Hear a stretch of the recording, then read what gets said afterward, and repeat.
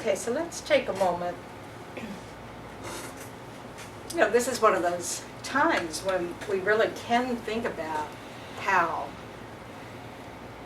you know, we're really fortunate. You know, we're just in a situation, we're in a, you know, the world's in a difficult situation at the moment as far as this coronavirus, and it's always, you know, there are many places in the world that are in difficult circumstances pretty much all the time.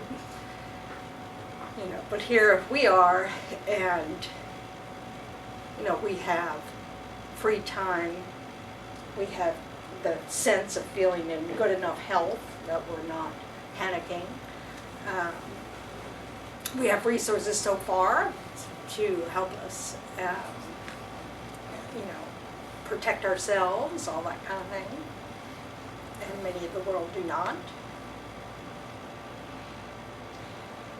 So we're really fortunate, and we've chosen to use some of our, you know, good fortune to spend some time working on our minds. And the Buddha would go, yay! I'm pretty sure. So, because this is a really good use of a fortunate life. So just take a moment to remember the reason that you chose to come tonight, and generate an intention to use your time well.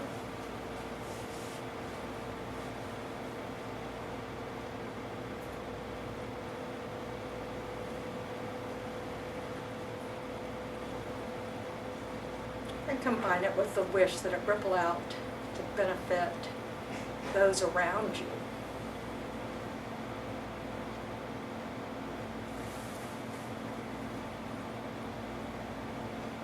I know of some people at home who can't come in. We're very grateful for the recordings.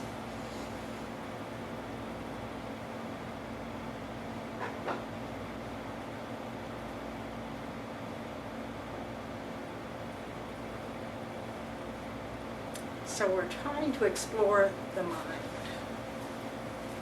So what do you know about the mind so far? We're in session 4.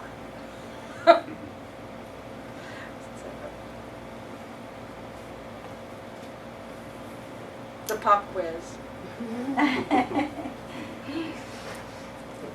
Know anything? What is the mind?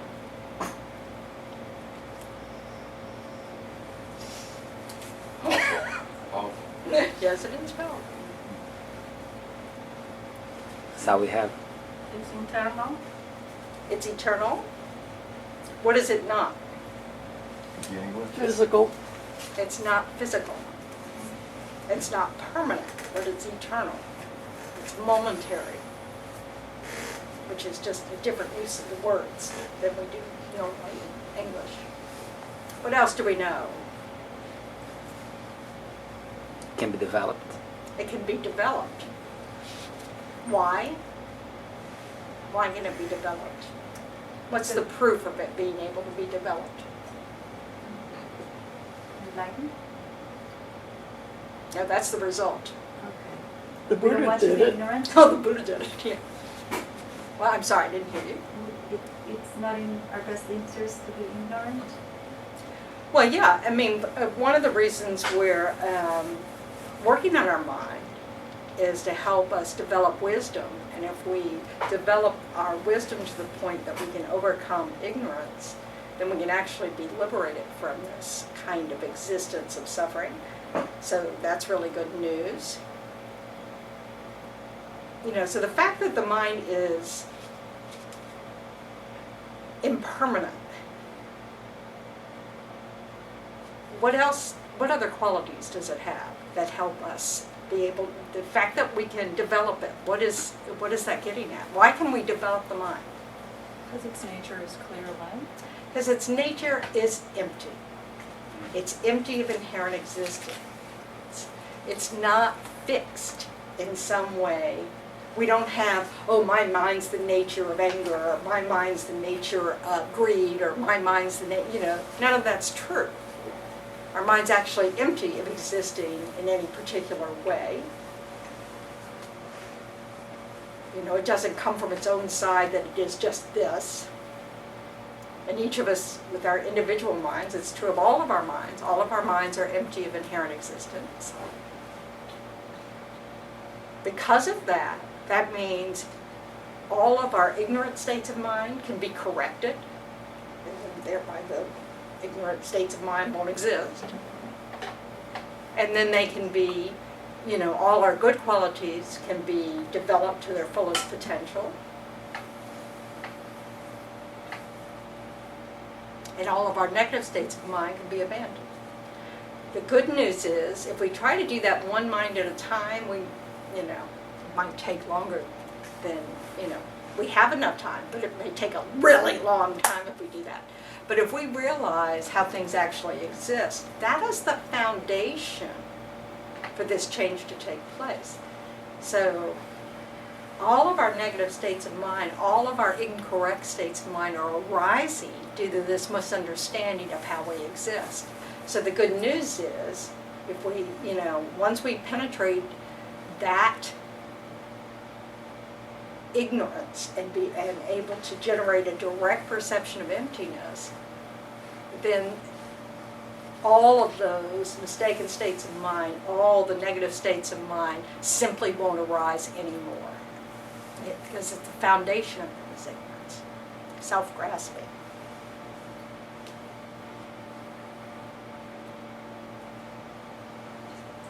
So one of the distinctions, let me guess you like the word ego. So if we look at the difference between the ego and the self, you know, the ego is the wrong conception that our self is, you know, is independent, permanent, and inherently existent. In reality, what you believe to be I doesn't exist. Does the I exist? No. It's a label, so I mean the base upon which you put it exists, but not the way we think it does. Right. So there is an I, Yeah. because there's a basis of designation of the I. And what is that? It's body and mind. Body and mind. So your body and mind is labeled I, yours is labeled I, yours is labeled I, mine's labeled I, we're all labeled I. That exists. There is an I. What doesn't exist is the way the I appears to us to exist. We think it exists in a much more heavy, concrete, tangible way. Almost as if there's an I that's separate from the body and mind. It kind of watches the body and mind, you know? It's not that. The I is, like Anthony was saying, it's a label. It's a label we put on a body and mind.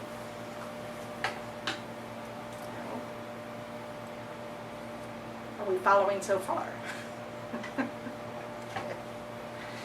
So, yeah. So, I mean, there's nothing unique about each, per se, sentient being. They're not all the same. Like Yeah. they were better or worse, but I mean, it's like, I mean, isn't there a uniqueness to each mind? What way? I don't know. Well, let's experiment with that. What? I think the uniqueness would be more like the stage that you are, which could be different than others, but that doesn't make you unique. It's just a combination of factors that make that. What do those combinations of factors point to? What is that? Your- Actions, like yeah, habits. your attachments and And how they're how you see things. It points to the I being a dependent arising, the mind being a dependent arising, this body being a dependent arising. So if all the causes and conditions come together, every mind in this room can become an enlightened mind in that moment. And there's really, you know, the qualities of an enlightened mind are the same. What is the unique thing about each of those minds? That they've all had different experiences in terms of like habits and actions. Their performed. history is different. And that's it. When they remember all their past lives, there'll be different past lives than each other's. Does that amount to much? No, because at beginning's time, we've all done everything. Not only that, they know everybody else's infinite lives. I mean, there is no ignorance in the mind of an enlightened being. So the only difference is the past. The abilities of every mind is the same. So in that way, we're the same. But what is the conditions, the causes and conditions that we have met for this life, those are different. But have we created, we think of people like we're having a fortunate human rebirth at the moment, Does that mean we haven't created the cause to have an unfortunate human rebirth?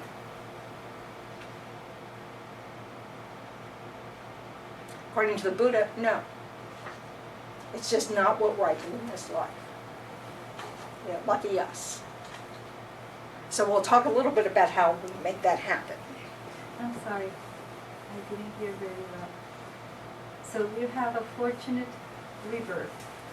That means, so the next one, not necessarily we know if it's going to be fortunate or Correct. unfortunate. Correct. It's not linear. It's not linear until you have some control over your rebirth. And that's a very advanced level of mind.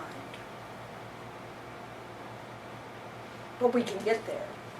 So is that kind of alluding to the fact that karma may not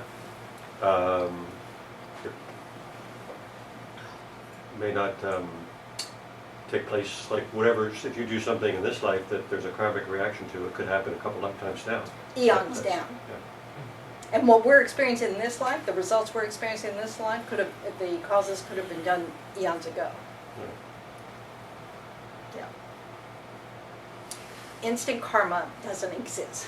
It's a good song though. Yes. Okay. So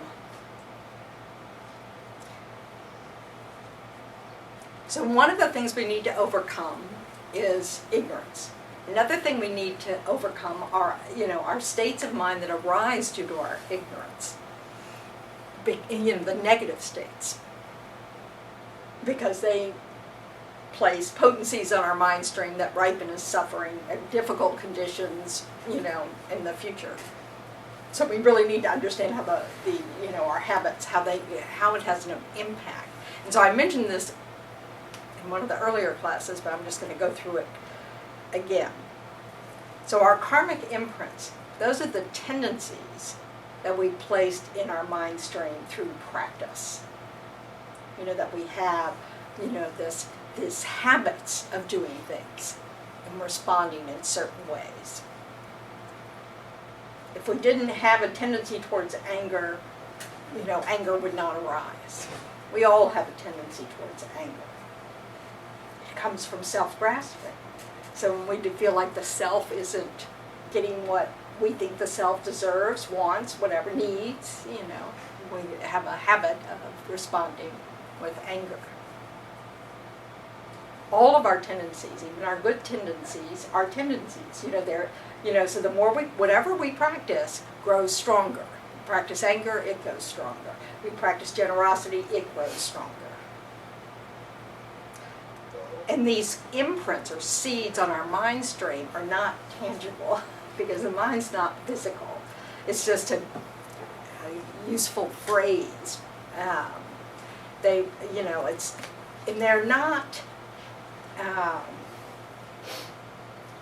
They're not negative or positive. They're neutral until they're activated. But a positive, action places a potential on your mind stream that can only ripen when it meets the right conditions in a positive fashion. That's definite. But while it's actually in the mind, when it's latent, when it's not manifest, when it hasn't ripened, it's just neutral. So it's not like we're walking around with, we could these lots of negativities, you know, that are in the imprints in our mind. They're changeable, you know, we can do something about them. I have two small questions about this. So, We'll see if they're small. yeah. So, regarding like, if you is displeasure, pain, or guilt, shame, like are those examples of like?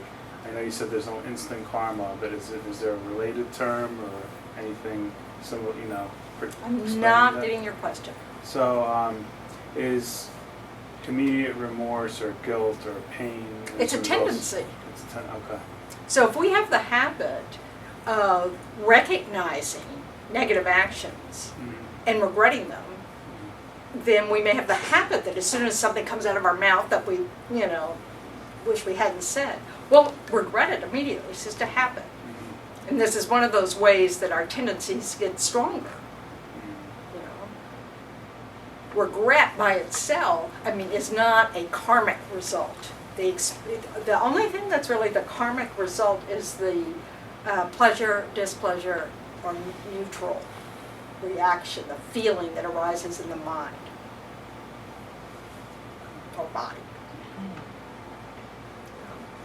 But our tendencies, you know, if we have a habit to respond to, say, being sarcastic to someone or nasty to someone, you know, and our response to that is perhaps guilt, that actually might be, you know, that's our tendency, be a condition for us to say something even worse in the next sentence.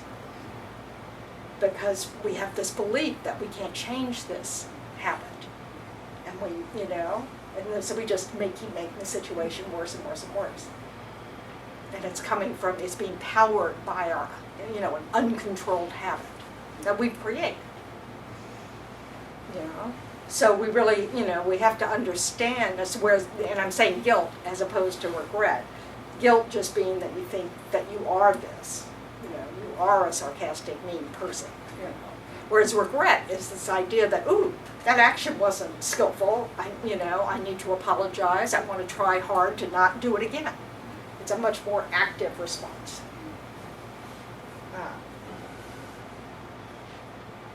And then, did you have a second? Yeah, the second small one was, do people realize, like, is there an understanding that most people, like, I mean, when people think karma, they think what goes around comes around. Is there, like, most negative actions, will they come to fruition in this life, or is it more likely in the Most next of our life, or- actions come to fruition, whether they're positive or negative, in future lives. Okay. Our stronger actions can ripen in this life, but it's most of them ripen in the future. Okay. You know, so this is why, you know, if you really want to kind of, you know, like, what goes around comes around, you know, it's sort of like, you know, if you want to know what you've been like in previous lives, look at your conditions. If you want to know what your future lives will look like, look at your mind. You know, we can't do a whole lot about the conditions that are ripening in our lives, the external events. You know, and when we're just learning, we can't do a whole lot about the states of mind that arise. They're being, you know, that's what the habit energy does. It's just like, pushing you forward. So we have to really learn the skill of being aware of what our triggers are, so to speak, so that we can catch this energy when it's small, interrupt it, you know, pause, so that we can actually respond differently. And this will be building a new habit. So, but it's a process. Yeah. I struggle with this because for me, any negative condition, well, maybe not condition, any negative, whatever condition, I guess, I can, I mean, I can attribute, you know, I'm older now, I mean, relative, but I can see, like, what I did younger is paying, coming to bear now. I mean, that, to me, that's not common. I mean, Well, it might be. You know, we do have certain habits, and I do think that's a useful exercise. All the Buddha's saying is that we've done it a lot, not just this life. So, if we already have a habit in this life, we brought it with us. You know, if we had as children, if we had certain habits as children, you know, we brought it with us. That's what the Buddha was. I mean, you know, so it's just, it's not, you're not a clean slate. You know? So yes, what's ripening in this life could be from previous lives. You know. But I mean, some of it, you know, it's like, this again gets at this idea of how we respond. You know, the feeling that arises in the mind, the pleasant, unpleasant, or neutral, that's the ripening of the karma. You know, so it's conditions, there are conducive conditions for certain seeds to ripen.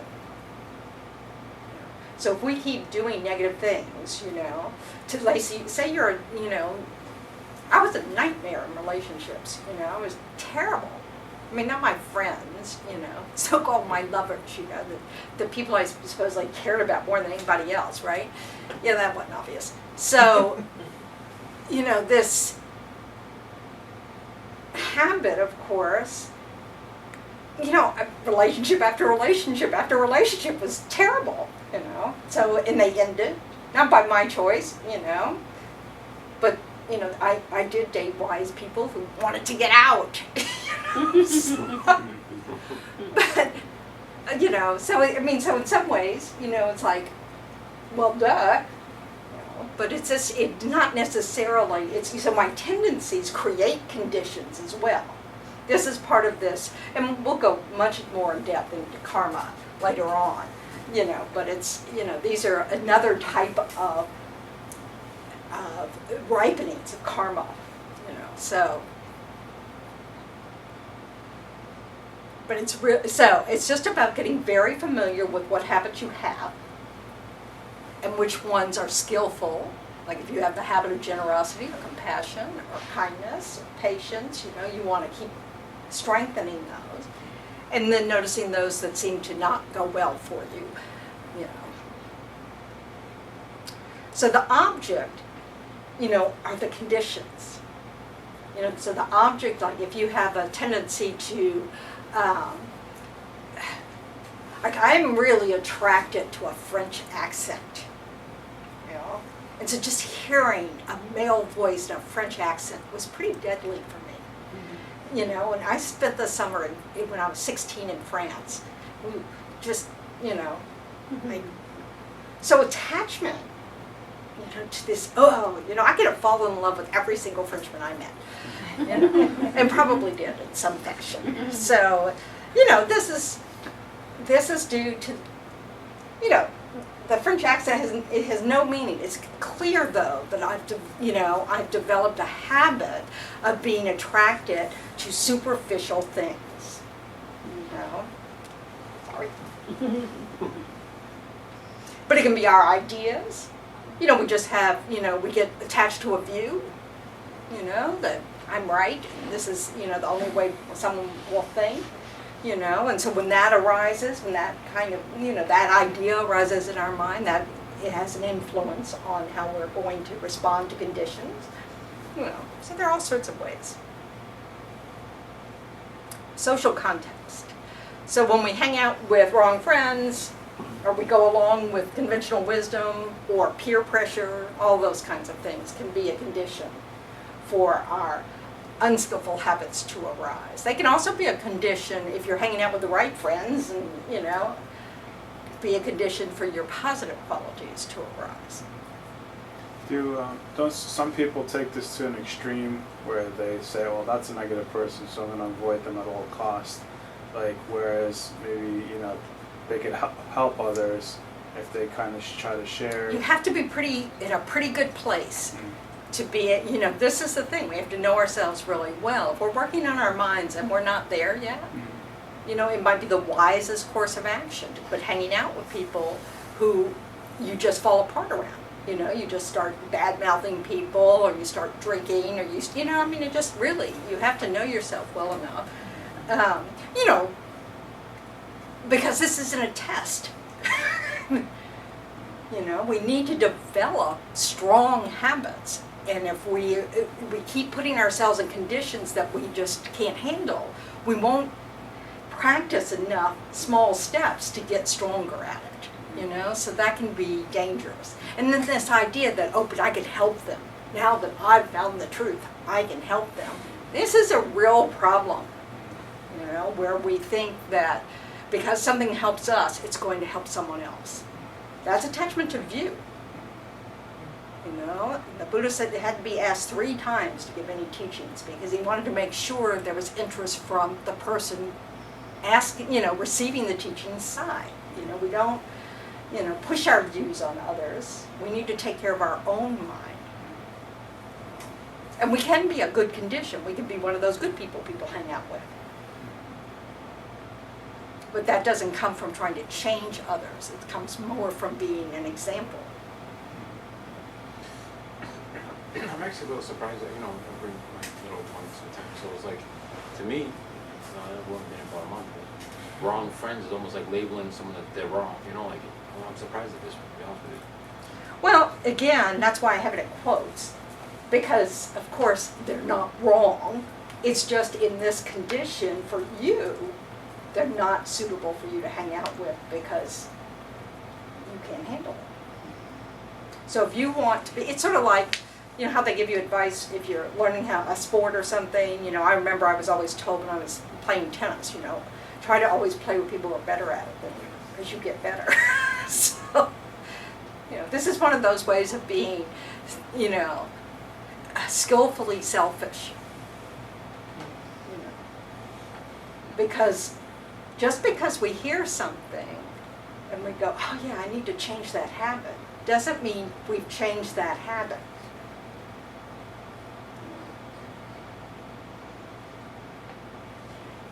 A lot of people have that response to this idea. In the frame of Buddhism, what's the length or of the length of changing a habit in their frame? You know, in psychology, no. It depends on on causes and conditions. You know, it depends on a lot of things. One of the major ones is, you know, self-awareness. Another one is that you have to want to change it.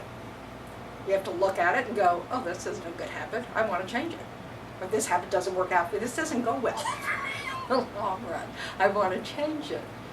You know, but how long that takes is really depends on lots of things.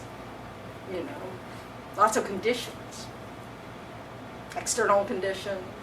You know, it's really hard to work on your mind if you've got 6 kids under the age of 3. You know, 3 sets of twins. You know, it's just like, yeah, we have to, you know, so. Then you also have to learn how. So it just depends. And then how determined you are. When you know, my series of catastrophic relationships, you know, finally resulted with me going, I have got to change, and I have got to change now. You know, no more, oh, poor wounded me. I have to change now, you know, and that I had a huge determination. So that's, you know, very different. You know, and I was trying to save a marriage, you know, but that didn't work out. But anyway, I did good. So, just wasn't enough. Too little, too late. So, and then you kind of decide, not going near a relationship for a long time. And now I really not going near a this worked out very well. So, pertaining to this, do a lot of people you think go into the health profession for the wrong reason, like and deep down they want to help others, but maybe they're not ready or stable no, enough? I think the Buddha would say, if you're, you know, if you want to help others, help others. What we have to be able to see is when we're not doing it. You know, when we're out there and either, you know, our motivation's now shifted somehow, and you know, or we haven't got the strength of lots of things. We don't have balanced empathy, and so then we just start resenting people. You know, and you know, so we have to just keep it's not like I said, it's not linear. So we may have some, good habits, fairly developed, but then we meet much more challenging conditions. And if we don't keep working on cultivating those habits, understanding what it means to develop them, and develop them in a skillful way, we can end up not knowing enough. That doesn't mean the help we've done so far is somehow, useless. So on that note, would it be a good idea to continue to take those opportunities to help others, but at the same time work on your mind so that your motivation You doesn't should wane? never stop working on your mind. Yeah. That's arrogance. There isn't this, oh, I got this now. Yeah. I guess, yeah, so then I think, so sometimes you do some things and you kind of do it out of habit, not necessarily because your motivation is pure, but is it good to get in the action of doing this because you're kind of building the habit of helping others and Yes. wanting to do it? So the fake it as you, Fake it till you- till you I make guess it your I strategy. didn't want to quite say that. Well, it is though. Fake it until you make it? Yeah, but you have to be careful. That's all. You just don't want to, if you start off trying to help someone that you hate, okay? That's asking something of you that you really don't think you can deliver. They're treating it like a test. It's not fair to the person you're supposedly helping, And if you think, I'm going to help this person because they need this help, because I've decided they're messed up, that's also not using your self-awareness well. So we have to be really mindful. We don't, you don't jump into the deep end. But, part of the reason, but it doesn't mean that, now that I know I'm not a Buddha, I'm going to stop all the good stuff I've been doing because I'm not ready yet. We don't want to have that attitude. It's like we don't want to start being scared that we're going to make a mistake. Because we're going to make a mistake. So we're Buddhas, we'll make lots of mistakes. And we don't want, because that's sort of grasping at our reputation, isn't it? I don't want to try because I might screw it up. Well, that's all about you. Somebody else might be really grateful that you've tried, because you got some of it right. So, So we just have to look carefully. And then we keep working on our motivation. We start recognizing, it's like an easy place to start is when, you could help someone, or maybe they've asked you for your help, that's the preferable condition, and there's a part of you that just doesn't want to do it. And so you have to just, you work on that. I just really don't want to do it because I had something better planned for that time. Or I don't want to do it because they're not, I don't really enjoy all the time I spend with this person. Those are very selfish reasons. And so we want to, be able to recognize that and try to stretch ourselves a little bit, and kind of go, this is a great condition for me to work on this. But we need to watch our minds so that if we're starting to, not be kind because we're, don't like the person or whatever, we need to step back in our minds and go, who's that about? Recognize when our self-interest is about to harm someone else. So we just want to, stay alert. But yeah, we definitely don't want to give up our positive habits of helping others just because we're not Buddhas. And then we just learn to correct our motivation. And sometimes you have to do that a lot. If it's not something that comes naturally to you, or that you really do have to keep in your head, just keep going, there's my self-interest. Just kind of going, how ridiculous. And just keep working on it. I mean, I just know what a jerk I was, so I really know how much I had to keep going. There you are. Don't follow that line. So it just, it depends. So that's another thing, is we never know where someone's starting from. That's why judging others is such a futile exercise. Until we can read minds, until we are like a Buddha without any ignorance, we really don't know where people are. And we only see one little tiny sliver of them when they interact with us. False explanations. So these are conditions for negative actions to arise, right? What was the starting point on this? Causes of negative states of mind. Yeah, okay. So, the favorite Buddhist example is, if you're told that, if you sacrifice animals and the gods will be pleased with you and da-da-da-da-da, that's not going to lead you in the right direction. Of course, if you don't know that, so this is really, these sometimes are just things that are about past that we can't do anything about. But it's sort of like now that we were getting some clue about what might lead our habits in the wrong direction, we can start looking, do I really want to watch this movie? Do I want to read this book? Do I really want to sit with this group of people at lunch? Because they trash everybody. We just really want to start controlling some of the externals that we can in order to guard our mind, to recognize it influences us. TV shows and movies are particularly dangerous because it's so easy to get caught up in this. They're writers. That's what they do. They're trying to get you hooked. And then, you're sitting there rooting for somebody who's really questionable, just because you're supposed to. Because that's what the whole energy of the story is telling you to do. And then you're rejoicing because you start rejoicing because some bad guy gets killed. Oh, well, think again. Try not to go there. So it's just like, we really want to see what we're practicing.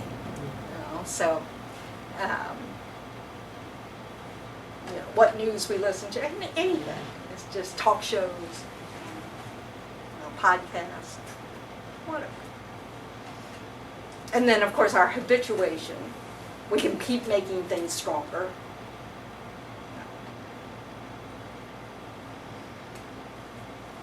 And inappropriate attention. So when we latch on to something, when we cling to something, say we're angry at someone, and then we just keep holding our attention there. And so we just keep rehearsing our anger and rehearsing our anger and anger and anger. Or we fantasizing about, our neighbor's partner, and we just keep fantasizing about it. Where does that lead? Oh, would you like to have a cup of coffee? We just, we need to recognize that we're setting ourselves up. And like I said, it's not a test. It's about your future happiness or suffering, about the harm we do to others. So we want to, pay attention to those things. And just recognize, I am really concentrating. I am now meditating on lust. Not a good idea for a nun. Why don't we stop that? You just have to do that. Let's set this aside for now. So, this is what we're taught to do. It's sort of like, I remember Dick Nods, was telling, that if you have a sexy dream or whatever, he says, get out of bed right now and go take a walk. Because, here he is, a monastery, especially at a retreat, where there are a whole bunch of monks, there are a whole bunch of nuns, they're living in separate quarters, but you don't want to have anything, have any room at all for your mind to go, in a direction that's going to harm you. So, but it's very funny to see Dick Nods. I'm sorry, see who? Thich Nhat Hanh. He's a Vietnamese Zen monk who has monasteries around the world. What's the name? I'm sorry? Tin? Thich Nhat Hanh. Thich Nhat. I'll show you how to spell that. Yeah. It's a different tradition, but I spent 6 months there, so I have a connection there. So,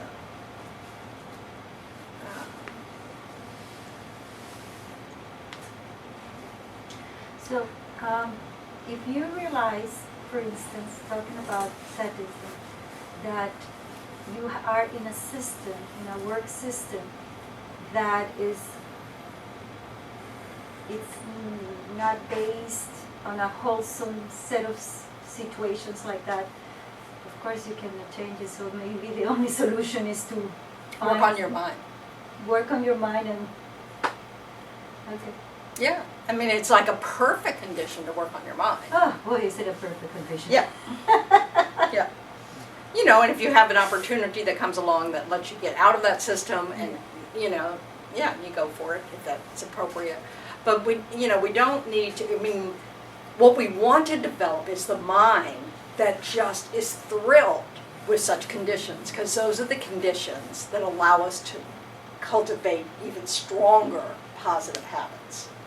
But we have to start where we are. I mean, you know, so it's just, you know, getting hooked by that. So what I'm hearing is, in the few moments that one feels like, hey, you know, I like this challenge, is that positive? Mm-hmm. Okay. Yeah. Yep. That's the mind we want to have. Bodhisattvas have that kind of mind. Oh, joy! A difficult person. Yay! Because that bodhisattva knows that difficult person is coming from your side. There's something in your mind that you need to take care of that's causing you to label this a difficult person. They're just a person. It's your karma that's ripening. It's going unpleasant. So, I've heard the expression that you say, that you should say to yourself, kind of, you should thank them for giving you the opportunity to practice. and then everything, whatever circumstances you're in, whatever people you're interacting with, or other sentient beings that you're interacting with, become a condition for you to improve your mind and get you closer to enlightenment. So it's really, and this is what we really want. That's just why I'm saying. So if you have if you have this opportunity to help someone, and your first response to it is, oh, really? That might be just exactly what you need, because it's, you're not like wanting to go jump off a cliff because of danger. You're just kind of, that's at a level you probably can work with. And if you have the space and the time to do it, then you might want to go for it, as opposed to always just going. That's setting it aside, and then you never practice. So. Reminds me of the Ram Dass quote: "If you think you're enlightened, you'll spend the weekend with your family." Yeah, yeah, yeah. I mean, the beauty of enlightenment is, since there's no ignorance, you will know. If you're still guessing, you aren't. Yeah, yes, you can have a mental illness and think you are, but I mean, that's. But don't worry, you'll know. Okay, so all this stuff, about what has ripened in this life, we have good conditions at the moment, those kinds of things. According to the teachings, this is the mind at the time of death is the condition for your future life, to ripen. So in that moment, the last moment of your gross mind is the condition for whatever potency that's there. And when we get to karma, we'll talk about this, because not every action has the potency to throw you into a new life, new body. But at that moment, when that, whatever your state of mind is at that moment is the condition, is what's the condition for a seed to ripen. That has the power to throw you into your next body. That's that's a very important moment. You know, so really developing a habit of trying to have a mind at ease as much as we can will serve us well, as opposed to a panicked, angry, you know, why me mind? Yep.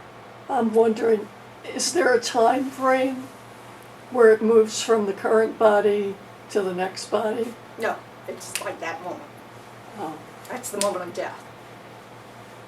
Now, leading up to that moment, you know, well, no, it's not the moment of death. It's the last moment of your gross mind, and then you go through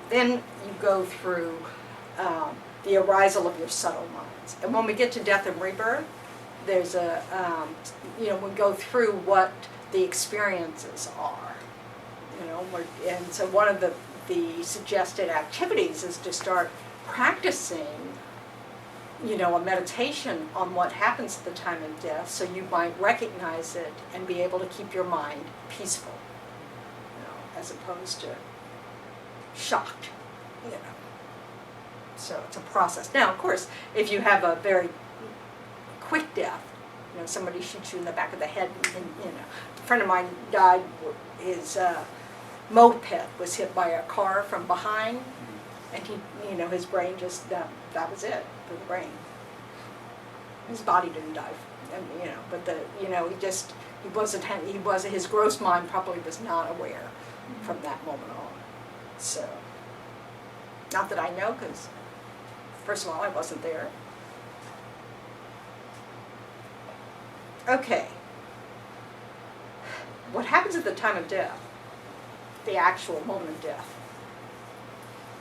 is your very, very, very subtle mind, the most subtle mind, not the gross mind that we're all very familiar with, not even the sort of unconscious mind that we talk about, the subconscious mind, whatever psychology likes to call it. You know, there is an even more subtle mind than that is released from this body, and it's what goes in to the next, you know, like the fertilized egg for the next body, if it's going to be a mammal. So, and that subtle mind has all those potencies. So you don't lose anything.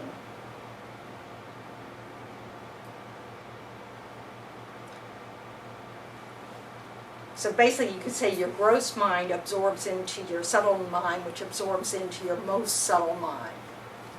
When the gross mind ceases to be manifest, you know, you won't be thinking. So you'll have these appearances that they describe that we'll go through. But then as soon as this mind joins the next body, the process reverses. The grosser minds start to manifest again. So the most subtle mind goes into the new body, but it's like pretty much immediately repressed by the subtle mind, which is immediately repressed by the gross mind. So your mind just gets back to what we're experiencing now. So it's this most subtle mind that goes from life to life, that carries all our karmic imprints. I got a question. How would you define subtle mind and gross mind in a really simply? You're using your gross mind right now. When you think that something like your unconscious mind or subconscious mind is operating, that's your, you know, subtle mind. The mind that you're not even aware of at all that exists is your most subtle mind. You don't use it at all now. Like your subconscious? No, it's more subtle than that. So I don't even No, know you're it's totally there. not aware of it. Yogis, in their development of concentration, can, with lots of stuff going on, access their most subtle mind. And this is how you can become. This is how you become enlightened. You know, so And your gross mind is this mind, this mind. So what I'm yeah, what you're totally aware of now. Your eye awareness, nose awareness, taste awareness, body awareness, you know, sound awareness are all gross minds. Our mental awareness that we're aware of in this life is a Can we gross have like mind. short moments of subtle mind at all? It's always we always have it. It's just we're not We aware don't of it. notice it. Yeah. Because we haven't trained our mind. So a yogi who has developed calm abiding, can start to access it. The most subtle mind or the subtle mind? Both. Both? You know, and so this is how you can have like control over rebirth if you're not enlightened, you know, if you aren't liberated yet. There are all sorts of things, but like but right at the moment,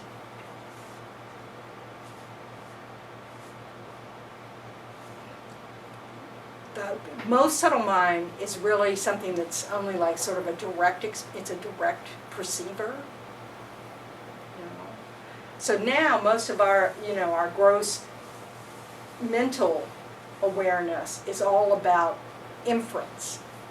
We think about something. We're not directly, we're thinking about things. We're accessing objects through our idea of the object.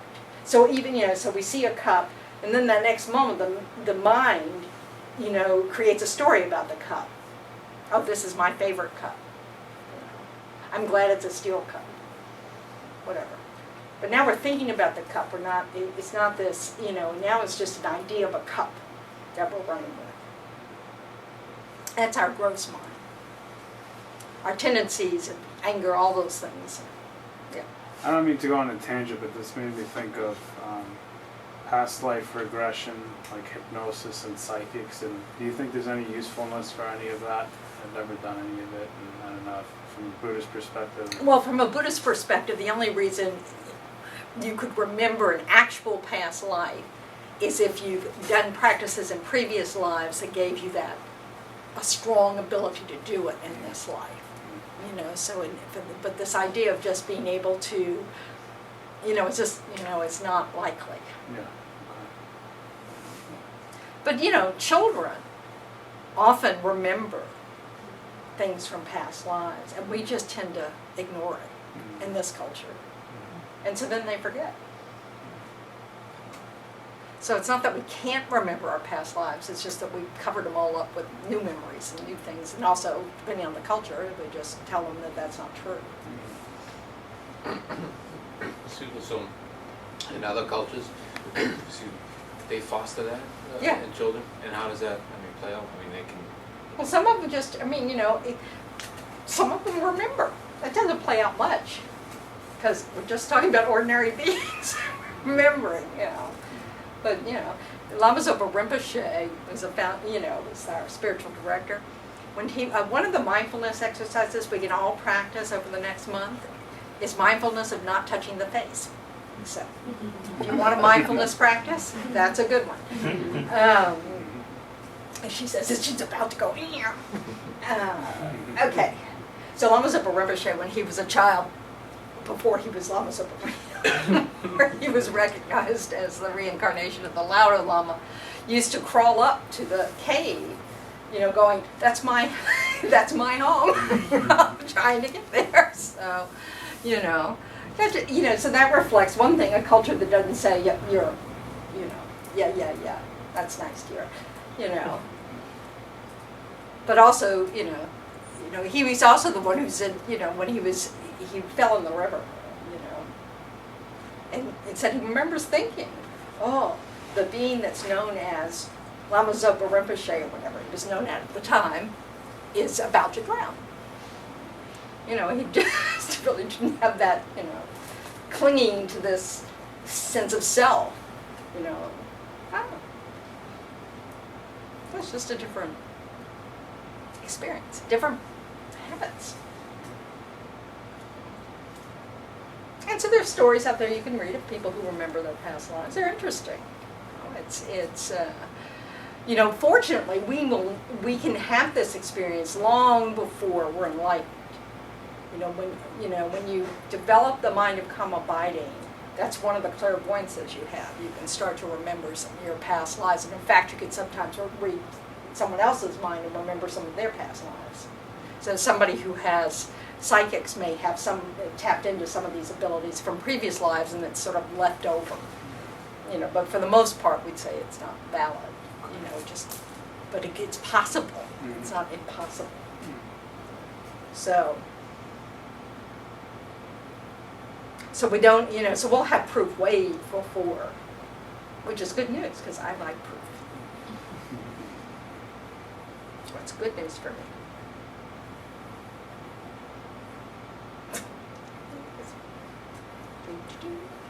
Come on. He was saying, clairvoyance. How about what is the perspective of Buddhism on astrology? Now, the Tibetans have a very strong astrological system. I know nothing about it. So I couldn't tell you what it...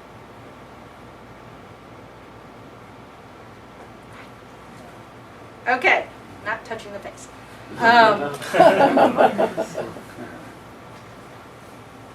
I'm getting ready to visit my 91-year-old stepmom in a week, and I really don't want to bring anything back to her. And for more reasons than just my siblings will kill me. So. But I thought it might be nice to talk about some positive qualities of mind, since we spend an awful lot of time talking about negative qualities of mind, because we also have positive ones. So what was the definition of a negative state of mind? Or an affliction? I love pop quizzes. The karmic imprint. Based on past knowledge, is there something that produces suffering? Well, that will be the result. Okay, so delusional state of mind based on false. Nope. No. So the definition of an affliction or a negative state of mind is that when it arises, the mind becomes very unpeaceful. It's really simple. I mean, so simple you can't. I know. Got it. So positive qualities of mind produce tranquility of mind. They are very peaceful. Faith. They only identify 11. I told you before that they identify 51 mental factors, states of mind, which are obviously not exhaustive, but they identify ones that are most relevant to trying to get out of samsara. Okay? So faith. It's a conviction, clarity, and wishing with respect to an existence, something that exists, that is endowed with excellent qualities and power. It functions as a support for aspiration. Aspiration meaning wanting to have those qualities.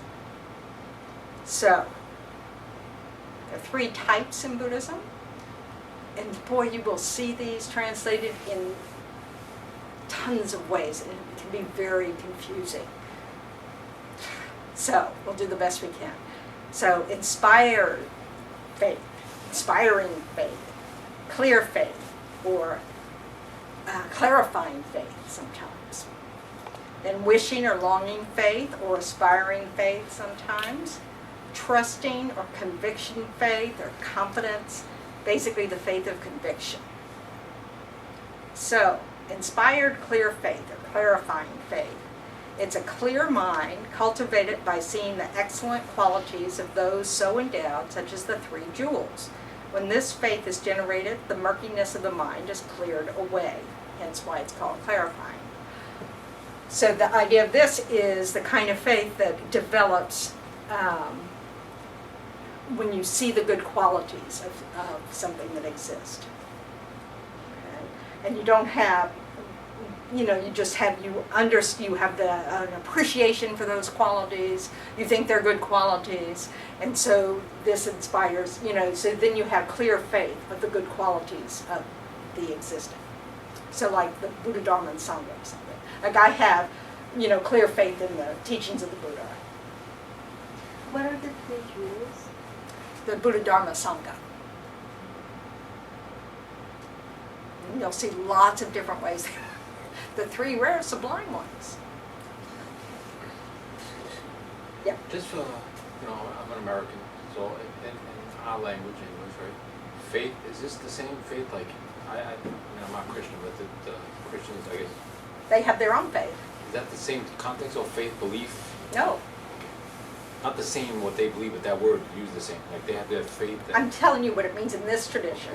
So it may be I different. just stopped at the word faith, and that's kind of like, Yeah, I don't have a clue what it means in the Christian tradition. well, I'm not Christian either, but I'm Yeah. just saying like, well, faith. So I can't tell you Faith that whether would hit it's the lottery, similar. I guess, right? I don't No, you see, that would not be faith. know. Okay.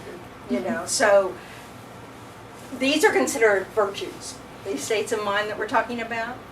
So you can have faith in something that has excellent qualities. So money has all kinds of mundane uses, there's no question about it. But money isn't what's virtuous, is it? What makes money helpful?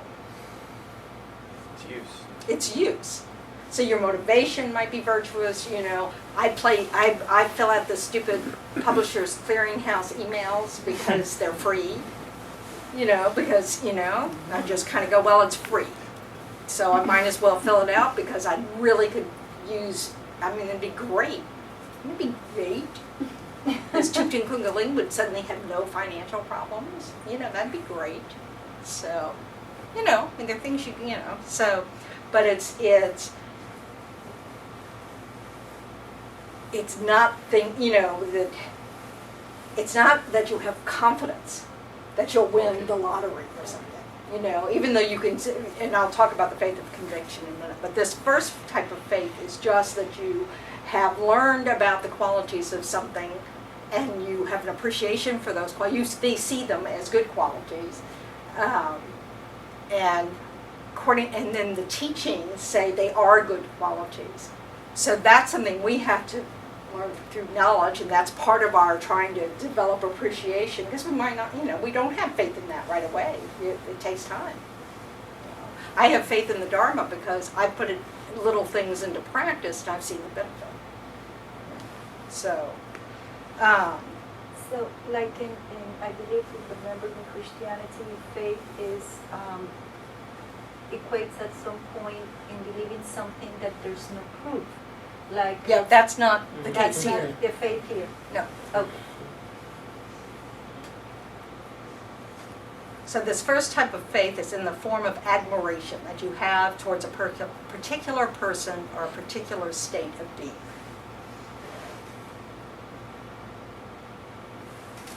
Longing faith or wishing faith, probably seen it mostly as wishing faith, but also aspiring faith. So this is like having ascertained true sufferings and true origins, two of the Four Noble Truths, are to be abandoned, and true cessations and two paths, the other two of the Four Noble Truths, are to be adopted. And then it can be attained if one makes the proper effort. The faith thinking, I shall definitely obtain them. So this is a faith that you've really investigated, these qualities that you appreciated, you know, which gave you clear faith, you know. But then you've also studied more and learned that everybody can develop. So then you become determined to attain them.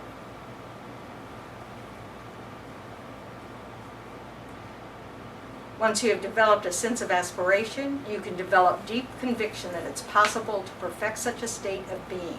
And that is the third type of faith. The third type is the faith of conviction. So this trusting faith or confidence faith sometimes, but I've always learned it as the faith of conviction, is the faith that you get from contemplating all the teachings, you know, and your reasoning and your own, you know, evaluation based on your own experience says that they're correct. So this takes the longest time to develop, and this is the most stable kind of faith.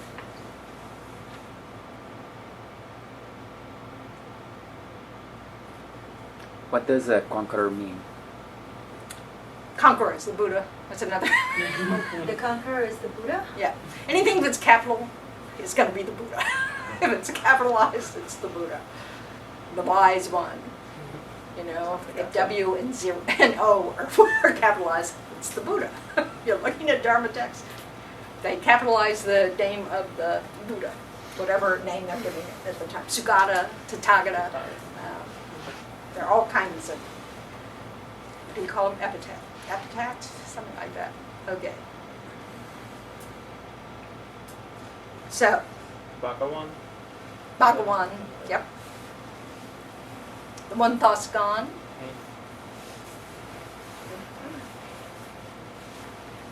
So he's a conqueror of the delusions, ignorance.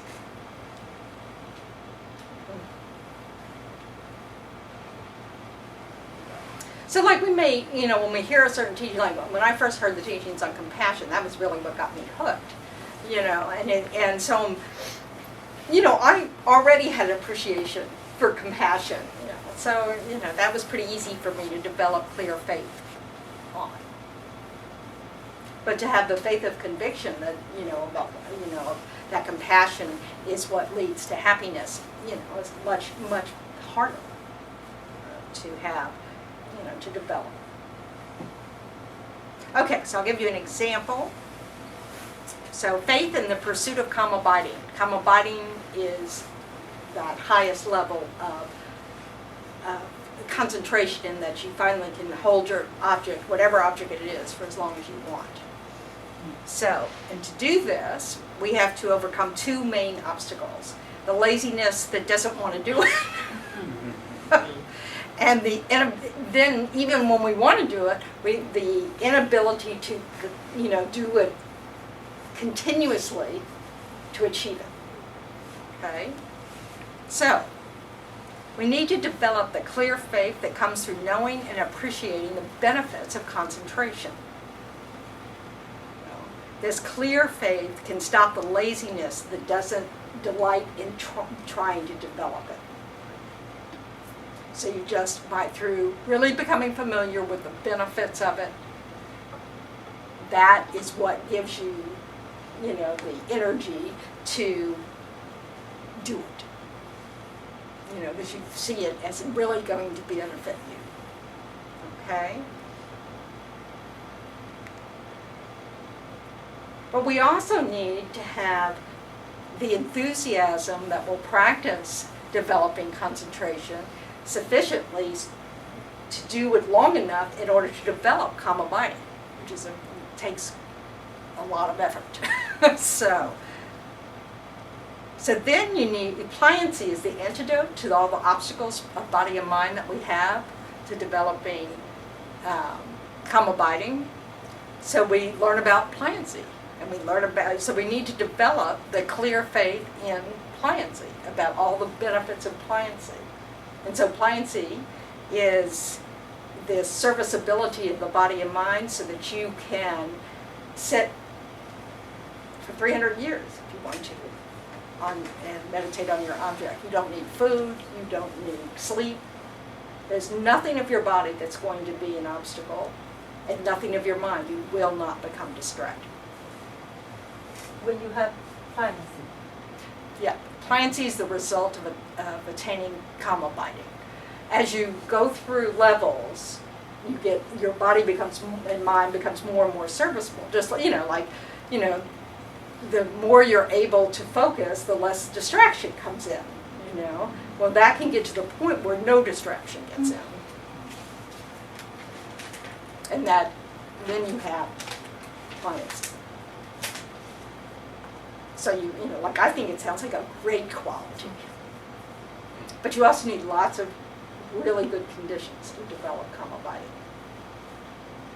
But so you need faith. So this is why basically the standard procedure that's recommended in the teachings is that, you learn about something that you think might be a good idea to develop. You look at all the benefits of developing it. You look at all the disadvantages of not developing it, to give you that desire, so it strengthens your aspiration, wanting to attain it. In the effort of developing the concentration when you're not seated and meditating, in this tradition, is anything similar to koans used? No. Buddhism, okay. No, that's just used, so I mean, there are all sorts of different techniques and that in particular is developed to kind of counter ignorance. But, so the Buddha taught many methods, many techniques, because the disciples had many different dispositions of mind.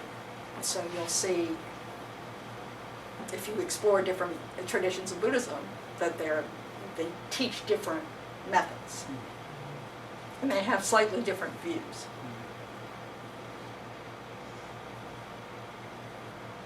So this is how faith, so it's not blind faith though, it's sort of this faith of learning.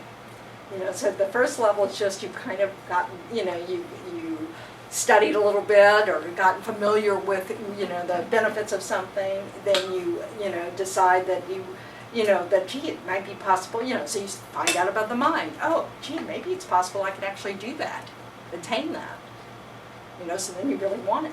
And this helps us develop the perseverance we need to actually do the work of attaining it.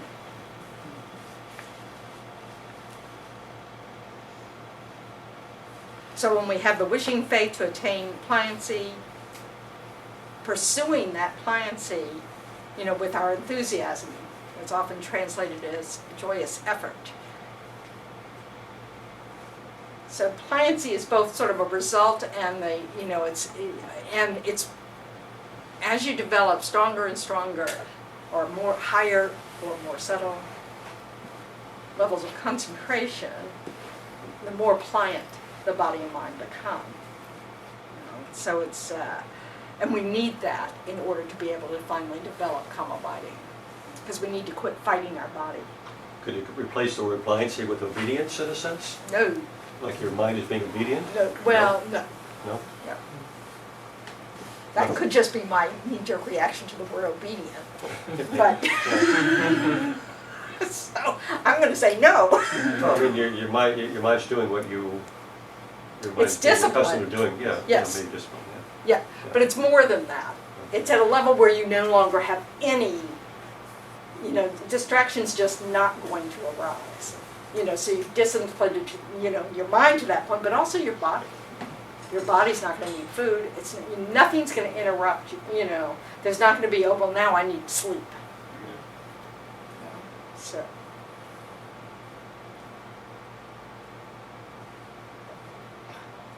Another translation for it is serviceability. Flexibility of body and mind. But I don't think flexibility is very good. I'm thinking it must come from the word compliant, right? Which sort of means well, that's an English, yes, that's probably why the translator picked pliancy. But it doesn't mean, they're just searching for words that already, Whereas for the Tibetans, when they translate it from the Sanskrit, they finally, after about 100 years, they have a code, that every time you see this word in Sanskrit, it will be translated as this word in Tibetan. That doesn't exist for English yet. So that we really are relying on the translator, and Tibetan has nuances and, has far fewer words. So each word has lots of layers of meaning. And so translators, because English has a lot of words, then we're much more precise with our vocabulary. So it's much harder for them to come up with just one word that captures.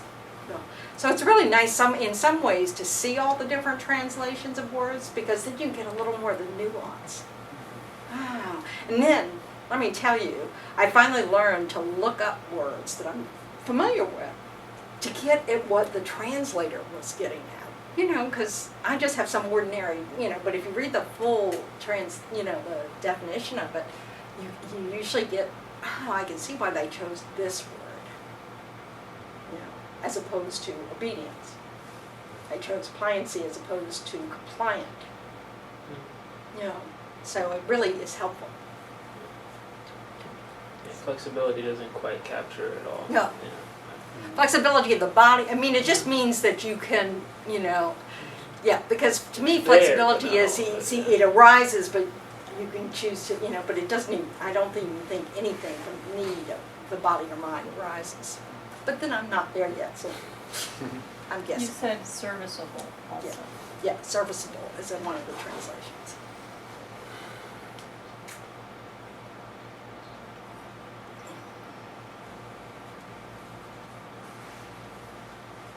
And in that way, we've got, you know, the body and mind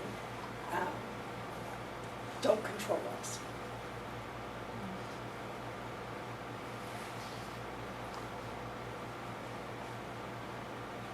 And it would help if I turned it right side up. I keep glancing at it going, okay, it's upside down, so you have to do something. So this process of developing faith, you know, when you have the faith of conviction, doubt no longer arises. You know that it's correct.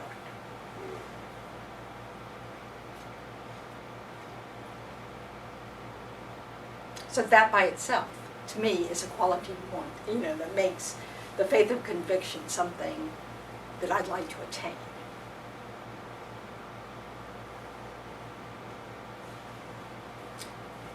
So now the second virtuous positive mental factor, yes. So it's inspiration, longing, that conviction.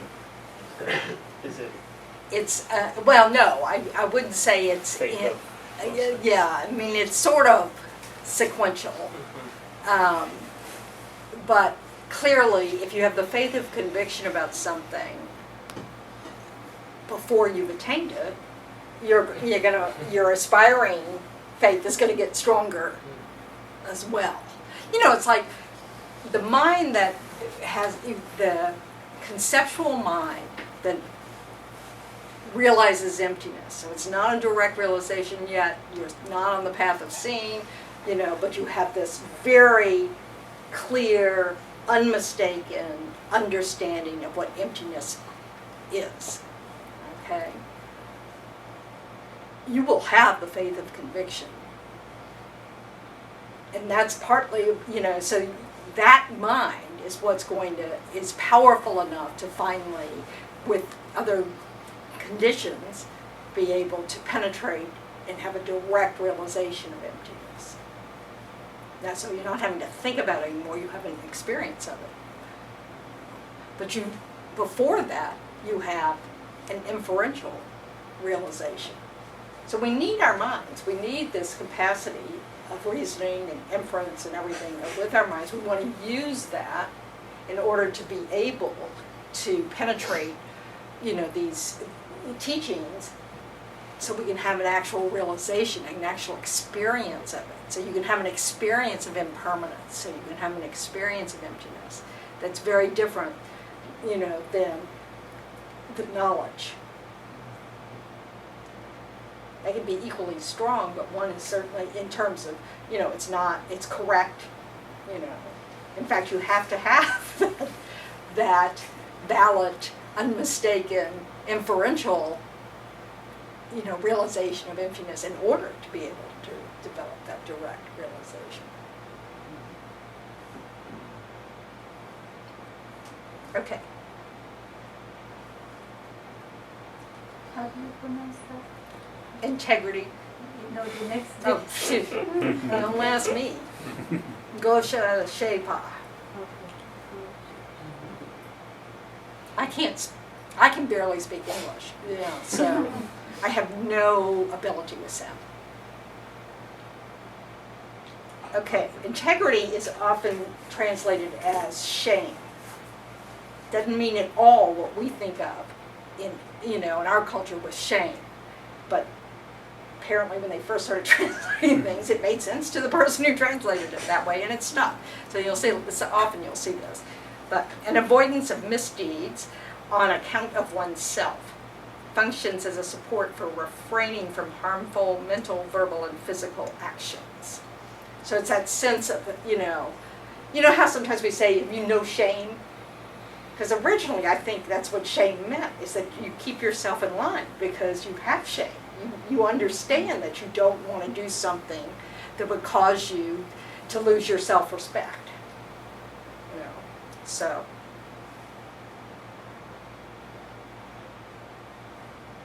So it's sort of, it's a quality that when it's present, helps us, not do things we don't think are wise to do. Consideration is the same quality, only it's for others. So out of consideration for others, we refrain. This has traditionally been translated as embarrassing. We'd be embarrassed in front of our teachers, or that. Like one of the shortcuts to trying to control some negative habit of speech, particularly, is to just kind of, if His Holiness the Dalai Lama was here, would I say that? It's just, a way to remind you of what direction you want to go in.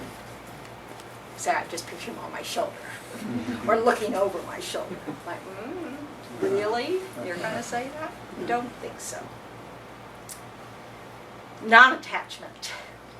So this is, we're in the desire realm, which means we're very attached. So non-attachment is that we've let go of seeing anything in cyclic existence as the nature of pleasure.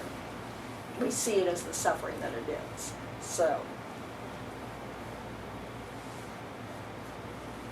non-hatred is when you no longer have this mind of malice regarding sentient beings or any source of suffering.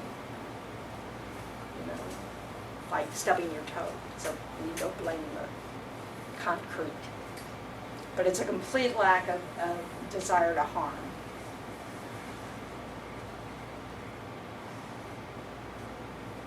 Non-ignorance is a knowledge of individual analysis that can serve as an antidote to ignorance. So this ignorance is more of the unknowing kind of ignorance that can help us lead to the wisdom that realizes emptiness. So it's the kind of thing that we develop over time of improving our analytical skills. And the reason it's not, the reason why they're making this distinction is that it's a wisdom that realizes emptiness. It's a state of mind of wisdom. Enthusiasm, sometimes translated as joyous effort, is delighting in virtue. And we're on this topic in the Tuesday night class, and so I recently reread some stuff from my teacher, and somehow I missed this. It really emphasizes that effort is not the most important aspect of enthusiasm, or joyous effort, as I learned it. It's the joy that we need to cultivate, the joy in virtue. That sometimes we have to set aside our effort or exertion, or we'll lose the joy. So you know how the advice is when you're learning how to meditate, you get up while you still like it. So you don't meditate for an hour, when you're learning. You meditate for short spans of time so that when you get up, you still like meditating. Otherwise, you'll develop an aversion to it and won't do it. So the joy is the most important thing, is that we want. What I, like at Thich Nhat Hanh, was this beginner's mind, you really want to keep that mind that, when you first, beginner mind is that mind that you get when, you've done a little bit and you're starting to see some positive results of your study and practice, and it just, more of this, you don't want to lose that. And we'll need it for the task, like trying to develop calm mind. Takes lots of practice. Pliancy is that serviceability of mind and body such that the mind can be set on a positive object of observation as long as one likes. And it's a support for eliminating all obscurations. And all obscurations meaning to omniscience, so to Buddhahood. So notice that it says on a positive object. So, it's not that you can't develop concentration on a negative object, because we all do that, We rehearse anger, based on our strong concentration on the source of our anger, stuff like that. So, but the point of all these objects, all these states of mind that are considered positive, the object isn't negative. So we're not talking about just any concentration or any plans. We're talking about one that's being developed based on, positive mind. It's not that we don't do those others, it's just they won't get us out of samsara. Conscientiousness is the cultivation of positive qualities by abiding in non-attachment, non-hatred, and non-ignorance, as well as enthusiasm, and guards the mind against contaminations. So this is that, that diligence of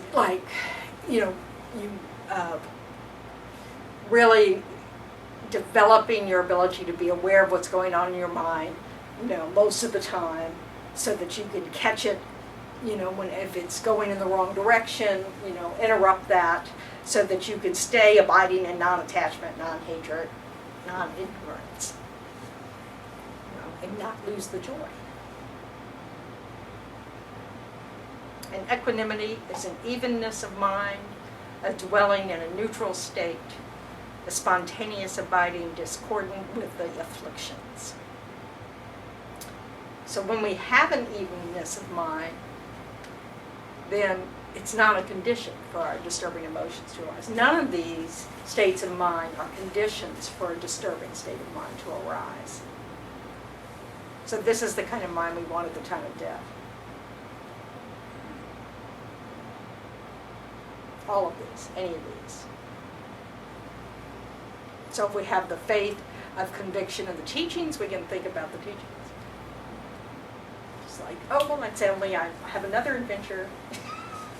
So I don't need to cling to this life. May I practice those good qualities I'm starting to get a hang of. You just try to do that kind of thing.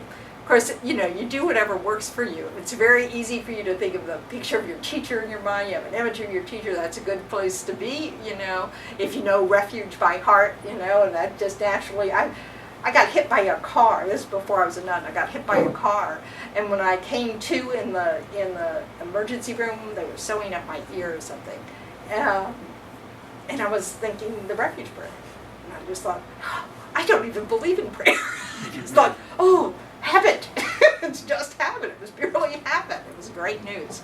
So that was one of those things that helped me understand that what you practice grows stronger. So.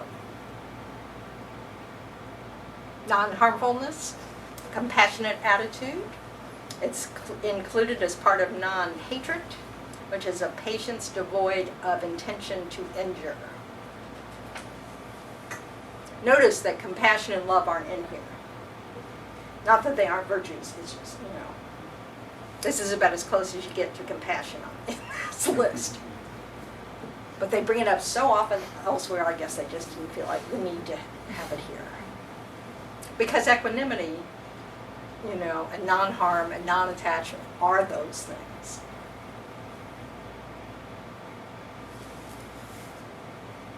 So Buddhism places prime importance on personal experimentation, putting Dharma methods into action, and assessing the effect they have on our minds. Asking, do these methods help? So you have to do them, and then you find out. Have our minds changed, or are they just as uncontrolled as they ever were? This is Buddhism. This method of checking the mind is called meditation. Once you develop this skill of being aware of what's going on in your mind, you don't have to be sitting in meditation to do it. It just becomes your habit. You're just aware as you go through the day. You sort of can't lie to yourself anymore. You can just see, yes, this is my selfish, So it makes it, this is what helps us, interrupt habits that aren't going to lead us where we want to go. How we doing? Are there Are there questions we can ask ourselves daily to self-reflect and kind of Well, one cultivate the state? really good one is, are you sure? Really, I mean, just to think that. So say you're a very judgmental person, you know, and so the first, you know, a judgment rises in your mind, you go, are you sure? They like that all the time.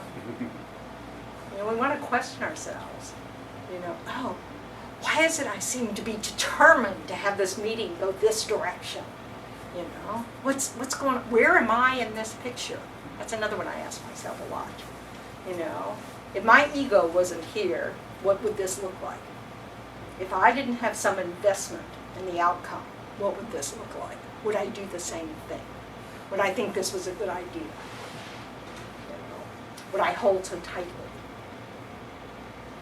But so it just depends on what things are arising, you know. So I tend to be very impatient, and so it's, you know, I have to go, oh, really? Feeling entitled, are we? You know, so I can just kind of get over myself. So you have to kind of check into yourself and just keep kind of going. And where does this lead? And why, you know, you just really want to examine it. And you can't always do that in the moment, but you want to remember it. Like especially if some habit comes up a lot. Oh, there I go again, complaining about the world. You know, then you know, then later you take some time to think about that habit. Does that help? Are you solving the world's problems by thinking that way? Is it making the world a better place? You know, is it, you know, and then does it do any harm? Well, maybe it makes me cranky in the presence of others. You know, maybe I start to blame others because, you know, the world's a mess. You know, so that's not helpful. You know, you just have to really examine and not let yourself easily off the hook. Oh, anybody would feel that way. Yeah, but is it useful? You know, yeah, fine. And then sometimes you just, you know, like, once you've kind of got a subject down, you know, like me and impatience, you know, I know it's lying to me. I know it's a totally self-centered state of mind. So I don't have to listen to it. I can just, oh, thank you, you're not helping. So, and those things help us, you know, to break a habit. So for me, I'm working on all this impatience. I used to work on a whole lot on anger, and now it's on the impatience level. So I think this is improvement. But we have to, you know, it doesn't. But it's not enough, you know, because if I keep, you know, if I don't develop more patience, eventually the anger will start being practiced again. So it's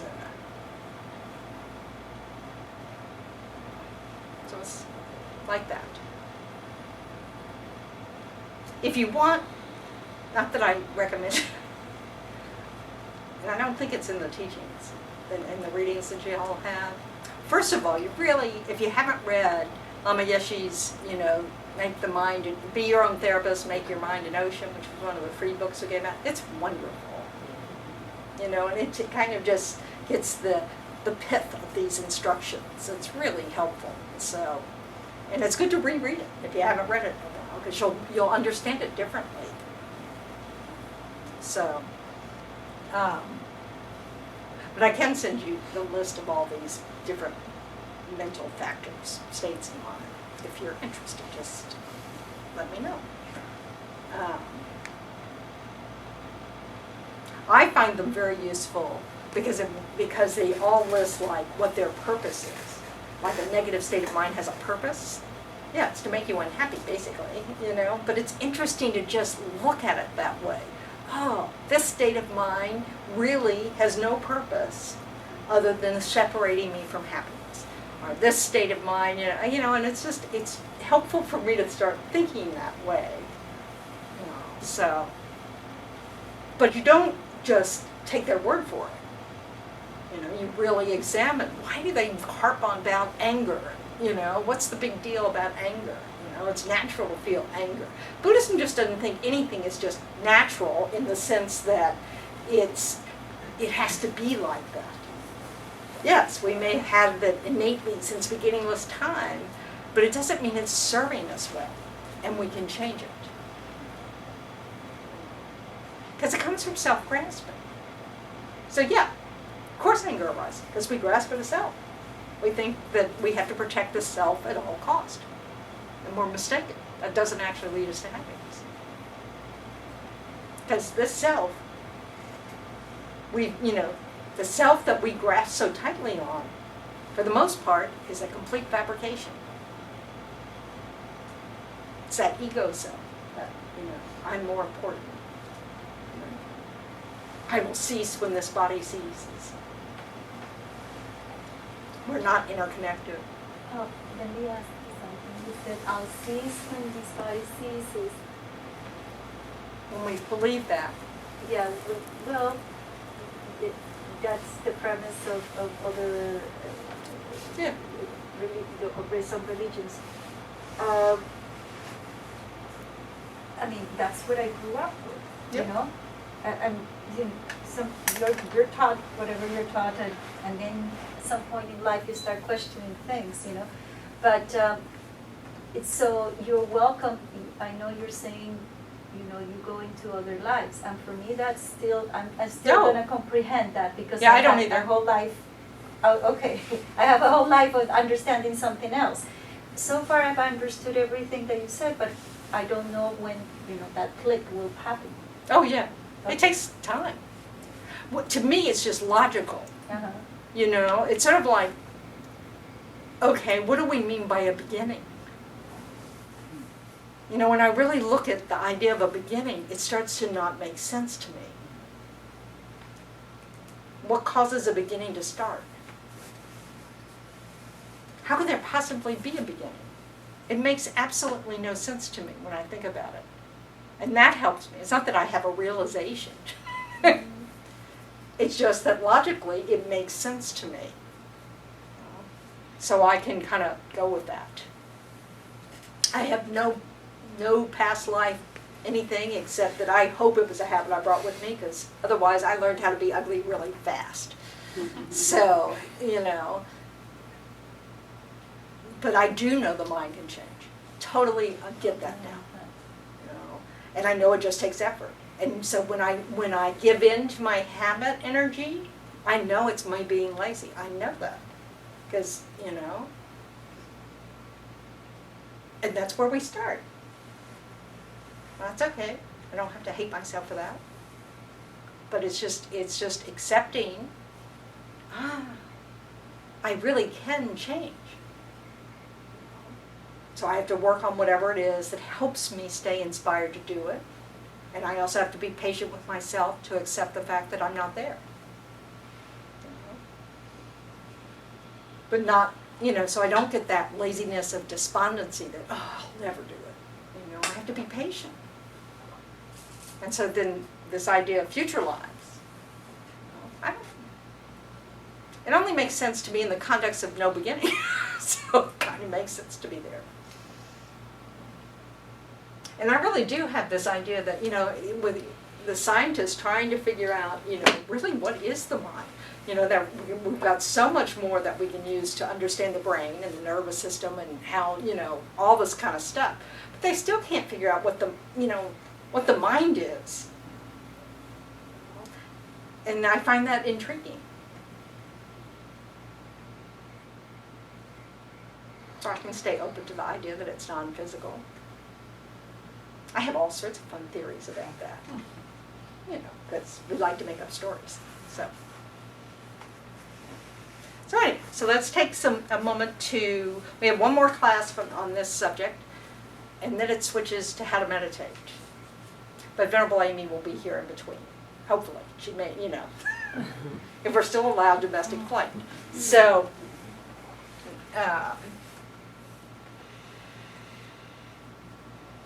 and how to meditate will just give you some of the tools, because there are many different ways of developing our awareness and developing our concentration and developing our reasoning. So we'll go through some different techniques for that. So let's just take a moment to, go, okay, I chose to come tonight. I showed up. I followed through. That's good stuff. And we've just spent some time together trying to look at the mind from different angles, which by itself becomes a condition for change. Because we're not holding our belief about things so tightly. We're exploring that perhaps there's another way to understand our mind, our existence. And this is what leads to wisdom. We can feel good about that. We can feel good about the fact that we weren't alone doing it. We can rejoice in our past actions that ripened to give us some free time to do such things. And we can make the wish that, this will lead us to develop the qualities that actually help us to benefit all sentient beings.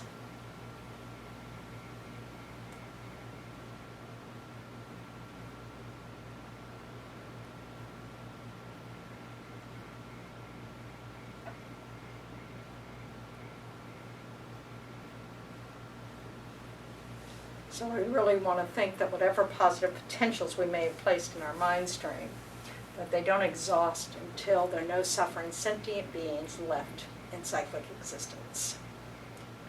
So take a moment to set a positive intention for whatever you're doing next.